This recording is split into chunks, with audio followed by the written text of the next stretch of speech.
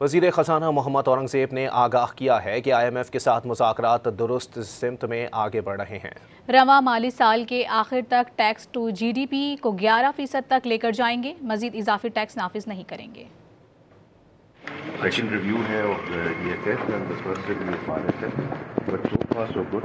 On time conclude हो जाएंगे 8 को। अभी तक जितनी डिस्कशन चल रही है they are moving in the right direction. Sir ये FFPR का 200 बिलियन का शॉर्टफॉल आ गया, 198 बिलियन का ना जी पहले ही क्वार्टर में। जी इस पे आप लोग कोई स्ट्रेटेजाइज करेंगे, क्या करना है अभी?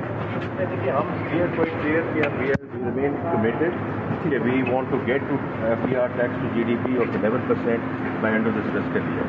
सो we want to remain very committed to that target. और इसमें जैसे आपको मालूम है कि they are certain pending court cases, so let's see how the court decides, and that can help bridge some of this gap.